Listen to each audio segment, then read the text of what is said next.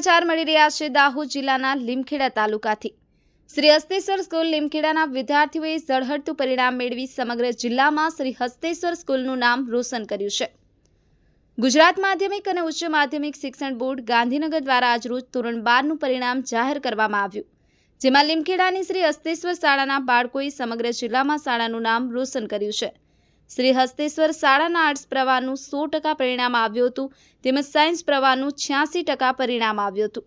જિલ્લામાં ટોપ 10માં હસ્તેશ્વર શાળાના 4 વિદ્યાર્થીઓએ સ્થાન પ્રાપ્ત કરી સમગ્ર જિલ્લામાં હસ્તેશ્વર શાળાનો ડંકો વગાડ્યો છે, જેમાં સાયન્સમાં બારિયા નરેશ 83.69% સાથે A2 ગ્રેડ મેળવી પ્રથમ, તેમજ પ્રજાપતિ તેજેશ્વરી 82.76% સાથે A2 સાથે દ્વિતીય અને રાવલ મિહિર 82% સાથે A2 ગ્રેડ મેળવી તૃતીય ક્રમાંકે ઉત્તીર્ણ થયા હતા।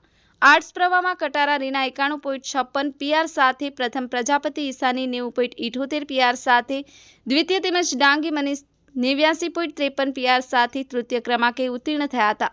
ઉત્તીર્ણ થયેલા તમામ વિદ્યાર્થીઓને સંસ્થાના મંત્રી ભરતભાઈ ભરવાડ અને રાકેશભાઈ ભરવાડ દ્વારા શુભેચ્છા પાઠવવામાં આવી હતી। Bureau report CJ24 India news સાથે ચેતનાબેન ગણાવા, રમેશ સત્યની સાથે। ગુજરાત માધ્યમિક અને ઉચ્ચ માધ્યમિક શિક્ષણ બોર્ડ ગાંધીનગર દ્વારા આજે ધોરણ 12 આર્ટ્સનું અને સાયન્સનું પરિણામ જાહેર કરવામાં આવ્યું હતું, જેમાં શ્રી હસ્તેશ્વર સ્કૂલ લીમખેડાના વિદ્યાર્થીઓએ ઝળહળતું પરિણામ મેળવી સમગ્ર જિલ્લામાં શાળાનું નામ રોશન કર્યું હતું। આજરોજ જાહેર થયેલા ધોરણ 12 આર્ટ્સના પરિણામમાં શ્રી હસ્તેશ્વર શાળાએ 100% પરિણામ મેળવી સમગ્ર જિલ્લામાં શાળાનો ડંકો વગાડ્યો છે, જેમાં પ્રથમ નંબરે કટારા રીના મંગલસિંહ, જેઓ 91.55 PR સાથે શાળામાં પ્રથમ નંબરે ઉત્તીર્ણ થયા છે।